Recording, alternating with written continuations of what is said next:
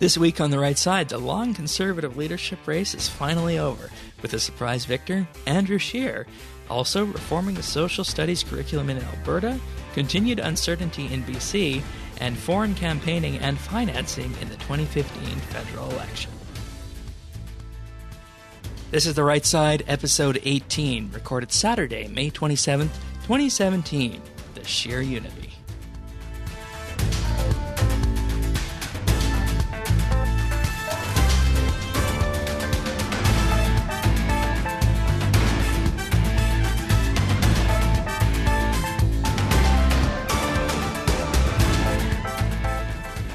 Hello, everybody, and welcome to The Right Side. This week, Shane and Patrick are here as per usual. Welcome back. It's good to be back, a little bit later than usual, but that's probably because of a very important event that just happened today. Yeah, normally we have the show out by this time, but, at the end of the day, news takes priority, and that's what we're here to talk about, of course. But if you're wondering what exactly this is and what we're going to do with it, no, we're not going to fluff it up and make it sound good and make it look good in a tweet, or we're not going to split apart the news and put it into tweet format and feature only 3 or 4 prominent tweets that ignore an entire side of the story or 75% of it. No. What we want to do is we want to cut through all of that bias and sensationalism in the news and deliver an ultimate vision of what the news should look like without all that. And that's what we're going to do with these really impactful stories from this week. So let's just get going. What delayed us? Well, what delayed us was the Conservative Party of Canada leadership race. They had their convention today in Toronto, and they were going to decide from the polling cast of 13 remaining candidates to see who was going to win. And a lot of people didn't think it would go right down to the 13th ballot, but that was indeed what happened. Yeah, 13 ballots. I think some of the projections had it finishing closer to around 6 or 7, if I recall. Yes. And a lot of people thought that the perceived frontrunner in Maxime Bernier would have a much higher lead than he did, but it turns out that was not the case. And as you can see, going through the night, just the changes that were happening and how many votes are being allocated to each of the candidates. And I think that was really what was quite interesting.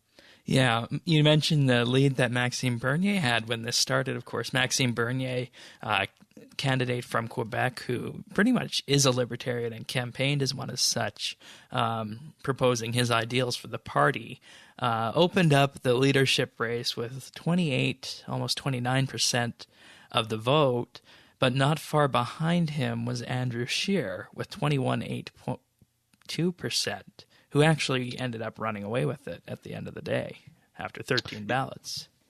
Yeah, and I think what was really important here is that a lot of people were looking at the first ballot as who the winner was going to be, and they saw that Bernier was so far ahead. But I think you and me and a lot of other people that really delved into the system of how they were voting, and we looked at to see who the second choice of each of the candidates' voters would be. Say the bottom 8 or so, the people that were in the 5% or lower, who they were going to vote for. And it turns out we didn't really know up until the very end who was going to pick up the rest of the votes, because throughout the rest of the ballots being counted through and when the results were being put out, we didn't really know right up until the end who was going to be the next leader. Yeah, and I mean, at one point you had Brad Trost in 3rd place. Yeah, and that was something that I think surprised a lot of people, probably including myself, I would say. It probably didn't surprise you, but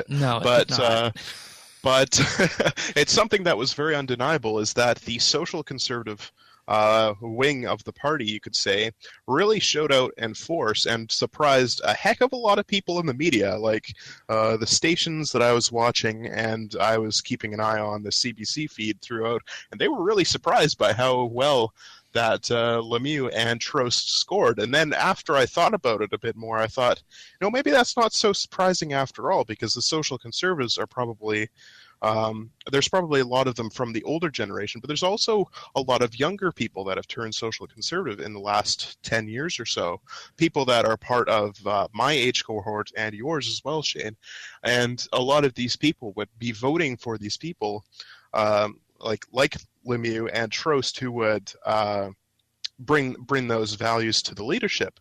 And once those were dropped off, they would go to the next person who was then perceived as, being more socially conservative.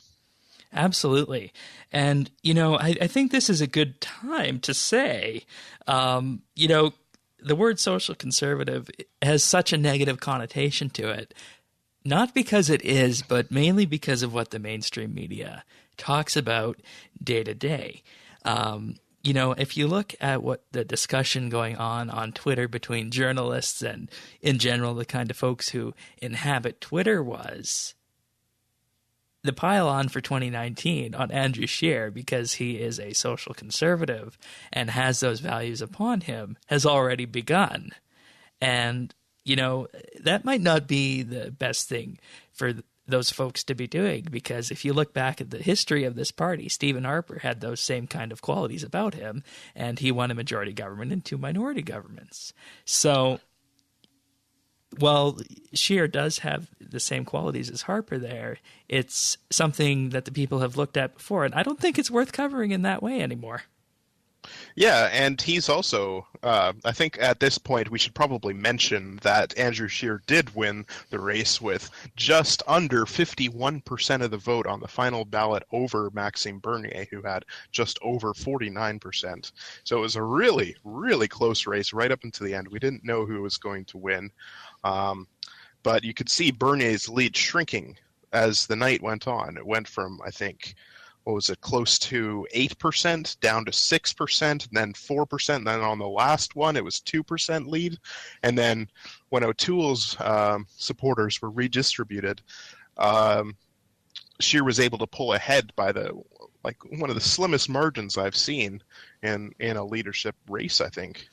And I think that was something that Scheer was kind of promoting. He wasn't trying to be a star candidate. He was trying to be someone who can unite all of the different wings of the party, and to be someone who would listen and let those views be known to everyone who was a part of the party. Yeah, and I think you hit the nail on the head here. 2 things regarding this. First one being is that, could we have anticipated that Aaron O'Toole's second choice supporters would have decided this race? I don't know. I mean, I was looking at it, looking at the candidates throughout, and I knew that O'Toole had a lot of support, but I didn't think that he was even going to be the consensus first among the Ontario MPs, because when you look at it, the top 3 candidates, one was from the West, one was from Ontario, and one was from Quebec. Those are the 3 biggest voting bases for the party.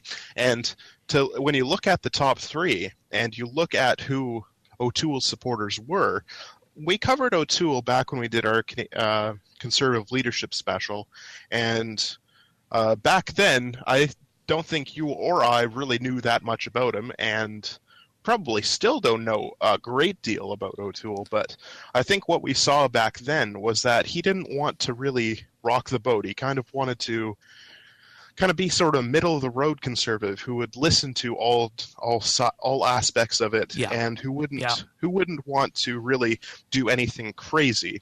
Now you look at a lot of Maxime Bernier's stuff that he's been wanting to do. A lot of it has been almost revolutionary, if you could say that about a French politician. If they're revolutionary, I'm not sure if you want to go that way. Well, I mean, you could. It was the French who brought in the idea of,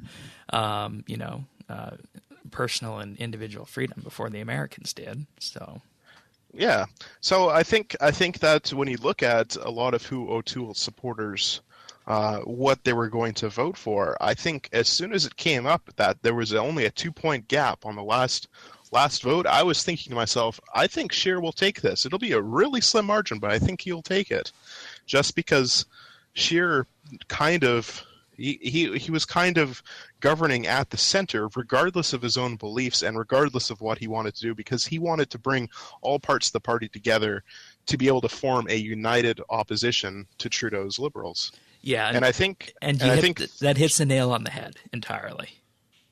yeah, and I think when you could see through the race, you didn't even have to listen to all the political pundits on the media. You could just have a look at it and think about it.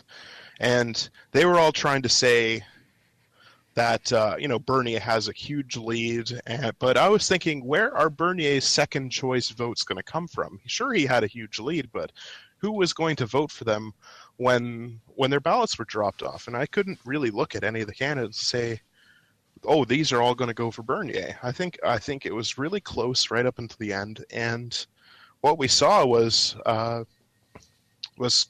probably surprising to a lot of people, but I wasn't actually that surprised by the end of it.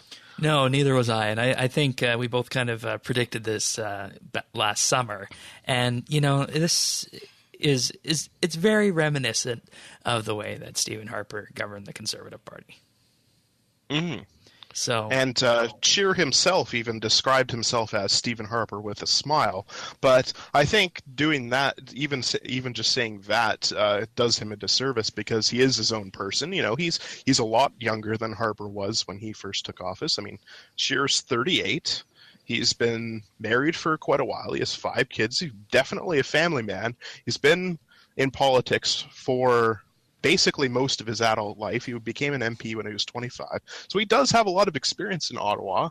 He has a lot of experience by being the speaker, and he will be able to unify the Conservative caucus because of all that experience and all of the connections that he's made. And that is why I think everyone in the mainstream media who is going to be talking about this and saying it's a 51-49 vote, this isn't anything but United Party, what absolutely happens with this is Andrew Scheer is going to reach out to Maxime Bernier and everyone else in the race who was there for that matter, and use that ability that he had as speaker to ensure that the party comes through this united and is ready for 2019. Because you got to remember, it's not an easy thing to be Speaker of the House in a majority government, and he was also Speaker of the House in a minority government too, I believe, right? No, he was just from 2011 to 2015, but the vote did happen just after the 2011 election. But he had worked in that role before as one of the deputy speakers. So I mean, he's been working through his whole life to be able to create these connections in Ottawa throughout many, not just his own party, but throughout the other parties as well. So I think it's something that we really have to know, is that he's a pretty smart guy. He knew exactly the type of campaign that he needed to run, and it may have come a lot closer than he thought it would, but I think it really surprised a lot of people what the end result was. And I think he ran a very good campaign, and that's not just on specific policy, because if you look at all of the other candidates, you could point to one and say, this is the policy that they're championing. You look at Leach with her immigration and the Canadian values test. You look at Bernier with supply management. You look at Trost with his the social conservative values. You look at Michael Chong with the carbon tax. They all had a certain specific policy that they were trying to champion, whereas you look at Scheer and he says, I just want to bring Conservatives together. We will all listen about this, and we need to get this message out to Canadians, regular Canadians who probably believe this, but they don't realize that we know about this. And he appeared to really reach out to Canadians and deliver that message. Yeah, I agree with that entirely. And I think that in relation to unity, not only of the party, but of the country, and a consistent message that can come in 2019, I think he will be the best to deliver this after what we saw today in this speech that he gave and what he's done throughout the campaign. So it just effectively, I think, solidifies the position of the party going forward through to 2019, and they're going to be ready. Yeah, I think they will be ready. They're going to have a look at everything, and like I said, Scheer's a smart person. He knows what he needs to do, and he probably knows the best way to go about it as well. And he will have a good support network of all of these candidates that fought hard in this Conservative leadership race, I'm betting that at least the top 8 or so, you're looking at the new leaders of the Conservative Yep, shadow cabinet, most and definitely. probably further.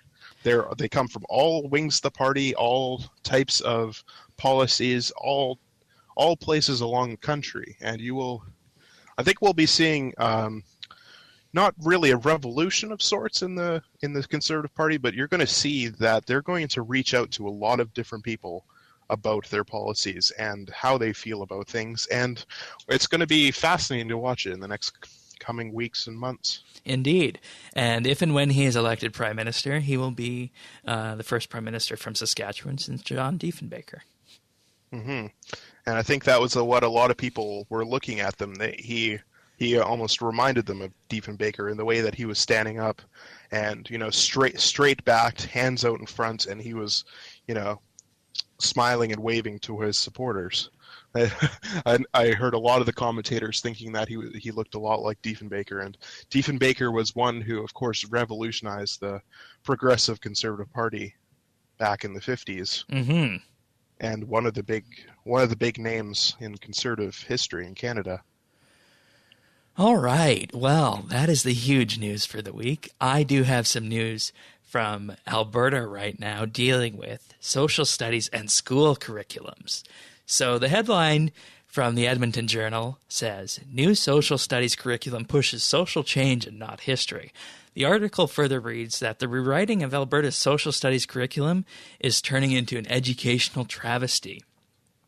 The rework to the social studies curriculum will put in place an emphasis on social change and activism, with an underline right there. A spokesperson has outright stated, who is working on this curriculum, says that one of the new goals of this curriculum is to turn students into agents of change. Here's some examples of questions they want students asking. In grade 3, how can we create change? In grade 4, in what ways have individuals and groups in what is now Canada taken to effect change? And the author of the article, David Staples, brings up a very good point. What if a social conservative wrote these core objectives, replacing the previous questions with ones such as, how can we create respect for tradition? And in what ways have individuals taken action to respect our traditional values? This is the key to the problem with this current curriculum rework. It focuses on the NDP government's ideology, bringing it from the legislature into schools and into the homes of our families. And this is in line with what the NDP has set out to do in Alberta, and that is to change the makeup of the province. And while it might not seem that evident in grade 3 and 4, if you fast forward to grade 9s through 12, you'll see questions such as, in grade 9, how and why do citizens participate in local and global movements? To what extent have understandings of diverse Canadian identities and issues strengthened communities? To what extent have citizens played a role in shaping social, political, and economic systems? And in grade 12, to what extent do ideologies shape and why do citizens take action in response to local and global issues? Now, you'll note that through grades 10 to 12, the words "to what extent" imply that the content taught is, in essence, a foregone conclusion and therefore true. When writing the manual for instruction and someone uses the words "to what extent," that effectively implies that the effect will always be there. It'll just be a question of magnitude. And the document then goes on to focus on things such as active citizenship, diverse historical narratives, collective responsibility. While these goals are all noble within society itself, the wording and language used by the government in this document smells of NDP ideology, and quite frankly, ideology shouldn't make its way into school classrooms. I mean, when was the last time someone heard collective responsibility? I think a lot of these questions they kind of remind me of the survey that Trudeau's Liberals put out just a little while ago online about the Canadian political system and the values that we have. A lot of it was the same sort of language, to what extent do these things happen? Oh, if you enjoyed that, I got something for you at the end of this. Just wait and see. And it's just fascinating to see how the government is trying to, not only are they trying to pervade into the rest of our lives are also trying to get into the schools and what they probably figure as their future voters. That's right. The core teaching in social studies, I think, should ultimately focus on history of the world around us and how we got to this point and what it means today and how we can better adapt for those changes and what ultimately got us there. Prior to this rework, the curriculum for social studies of school has already become watered down in terms of the amount of history that was being taught. And while students may learn of what happened in faraway conflicts or how China came to be, there should always, of course, be an emphasis on what makes us Canadian, even in content being taught that isn't necessarily Canadian. Like, for example, the Soviet Union or World War II. Just two examples to draw from there, as in out of those two areas, like the Soviet Union and World War II, what makes us Canadian and what furthered the Canadian identity there? And ultimately, that question should come around to asking what makes us Canadian in terms of our values, and how have we arrived to that point where we can have a set of Western values that effectively makes us who we are. And, I think that is something that social studies doesn't do today. It's almost become, in essence, a crime to be proud of your country because it's got that nationalism logo focused on it, I think. Mm-hmm. So that's something that should be thought of. Not only that, I think in schools it's almost discouraged to have a dissenting opinion. If you don't agree with what's being taught, or if you don't agree with the teacher, you better not speak up about it because you might get marked down on that. And even so we're seeing this a lot in colleges and universities where dissenting opinions are getting shot down really quite frequently, and the notion of free speech that a lot of civil liberties people should be championing for, it's fallen by the wayside almost. And to see this happening in grade schools where they're pushing one narrative of saying these things are happening, to what extent should they be continued or whatever, and it's really worrying how they're just getting in. They're trying to dig their roots in almost. Right. And as I mentioned, for those of you guys who like surveys, and maybe pointless surveys, the government is running a survey on this new school curriculum. It runs through June 2nd, so 5 days away from the time we're recording this. Unfortunately, the survey utilizes the same generic question for all areas of study, unless you elect to fill in the more advanced survey, which they say in an italicized note to ensure that you'll be able to fully complete it, can take an hour up to your time. And unless you're an educator or a really concerned parent, I don't see run-of-the-mill Albertans taking an hour-long survey to provide input on the education system. No. Time is money, as they say, and a lot of people don't want to spend time on something that is a survey that they don't even think will make any difference into how the government will spend on things. People don't even want to watch an hour program anymore sometimes.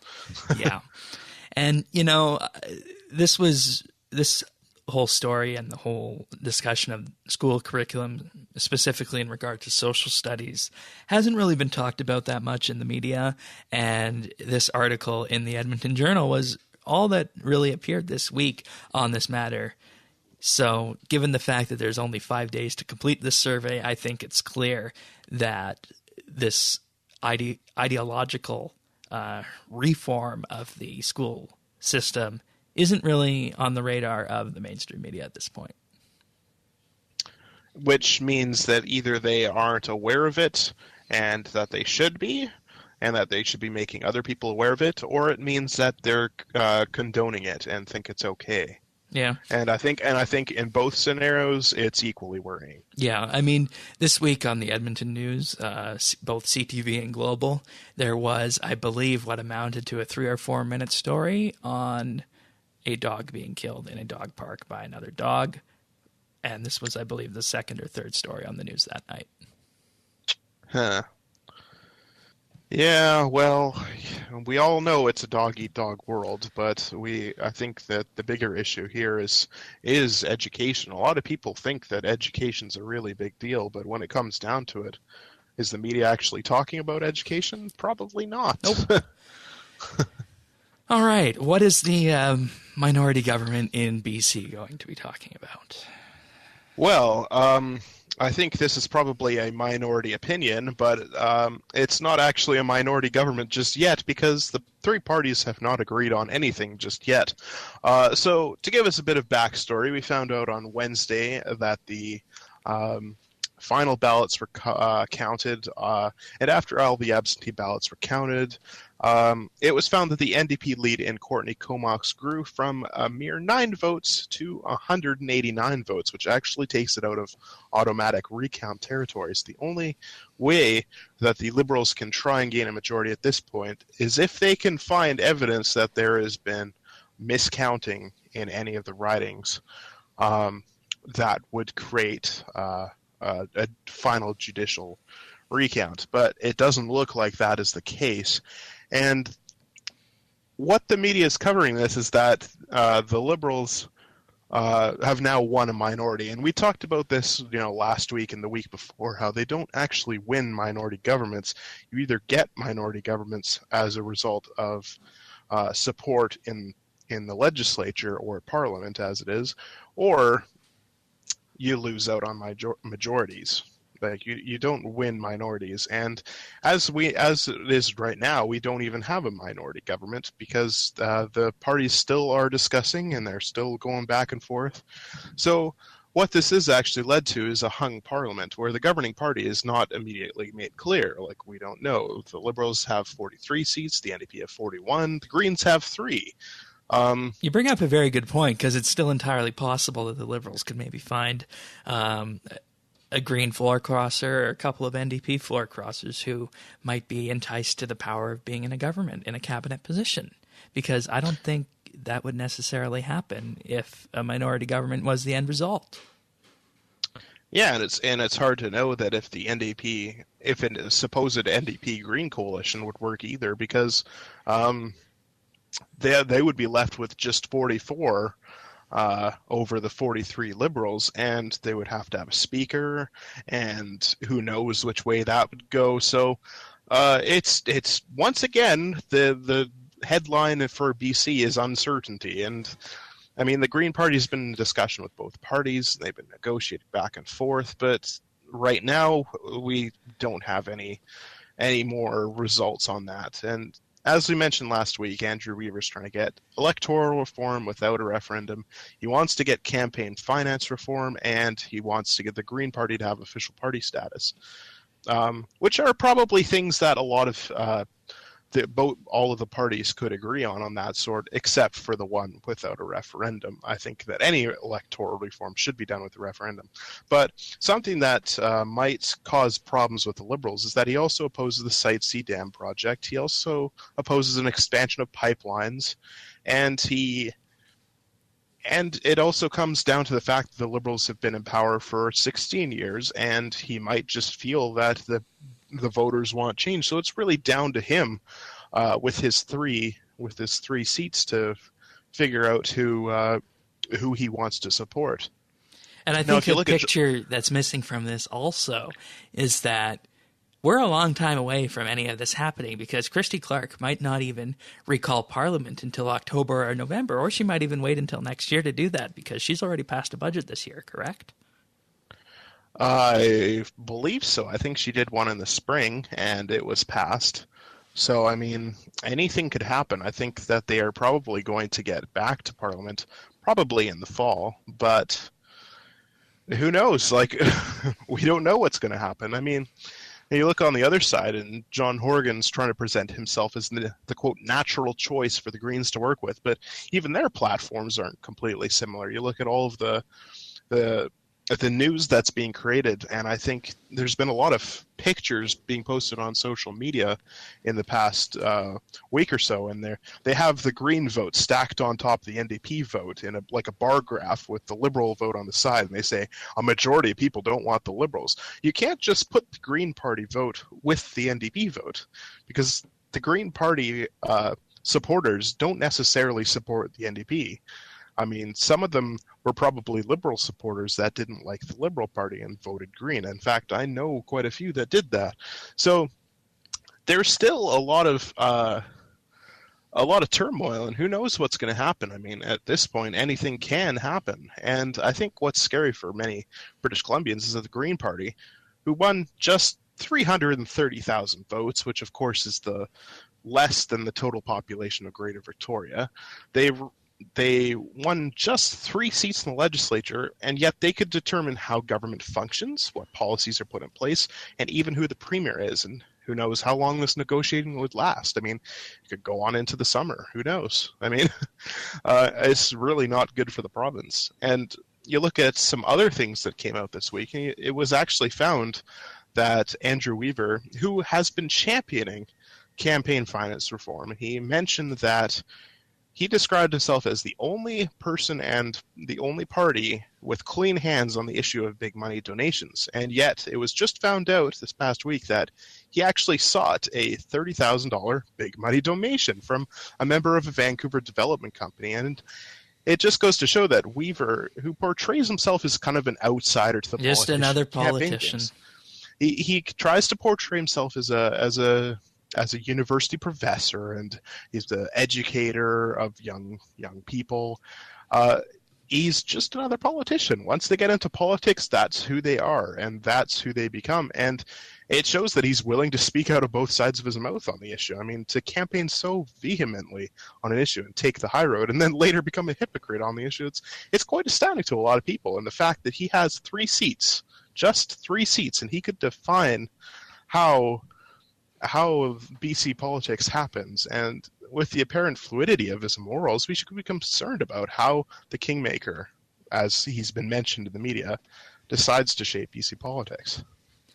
Yeah, it's definitely not great. And I mean, at the end of the day, if he is ultimately going to be holding the government hostage over this and preventing a deal from being made in good time, I don't think he deserves to have that voice if he is holding things up over the summer. Because, I mean, if this was a clear mandate for change, then yes, they should form a coalition government with the NDP. But that wasn't the mandate that was given at this time. Because, like you said, you can't lump the Greens and the NDP together. And I have a feeling that if a government is formed and it's not able to get the confidence of the House, given how long it's taking to resolve these issues, I think that the lieutenant governor would much rather call another election than forming government from another party. Yeah, and who knows what would happen then. All you got to do is look to Ontario and Kathleen Wynne when she had this kind of minority government. Yeah, and what happened in the 80s in Ontario as well, with the NDP propping up the Liberals there. A lot of uncertainty is going to happen in BC, and we're not going to find out the results anytime soon. It could happen at any moment. You know, it's like sudden death overtime in a hockey game. Who knows when the goal is going to happen? Very good analogy. Very good analogy. Well, we do have some goals that are slotted for the next federal election based on what happened in the 2015 federal election here, and that deals with a new report alleging that outside influence played a major role in the 2015 federal election.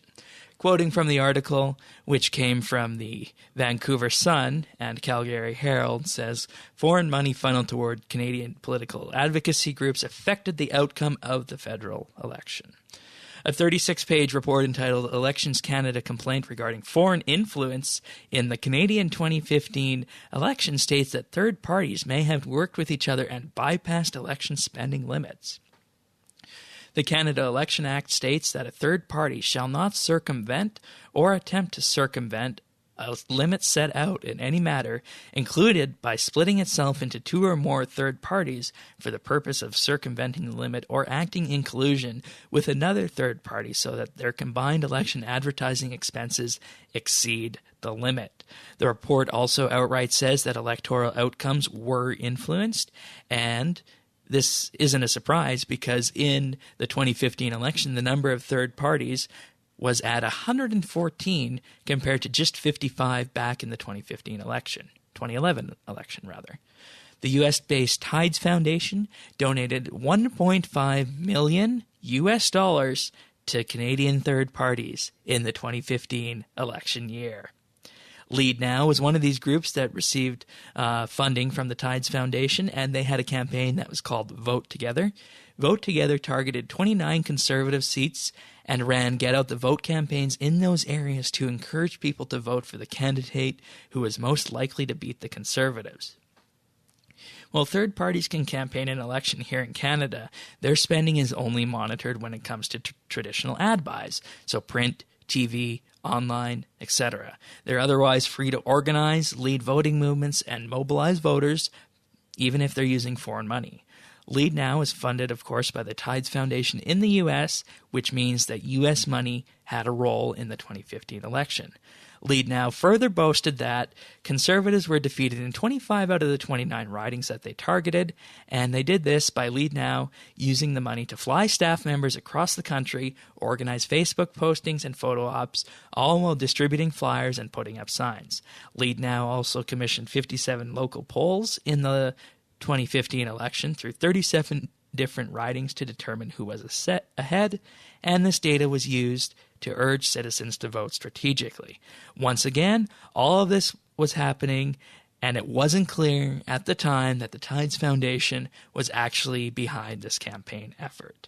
Ordinarily, a maximum of $8,788 may be spent per riding, and the NDP and the CUP union even complained about Lead Now's activities and them being undemocratic.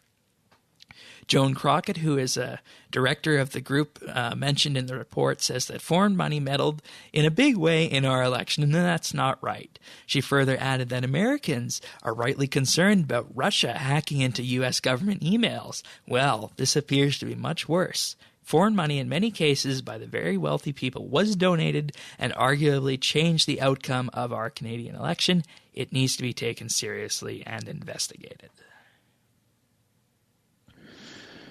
Yeah, and this is something that's it's really serious, and we're seeing this a lot more in the news in other elections recently. Is the ability for outside organizations or even just the country governments that are able to influence elections in different countries, and the fact that this is just coming out now in 2017, 2 years after the fact. Very worrying. Yeah, it's almost too little too late at this point. But. I mean, even Lead Now is not denying this.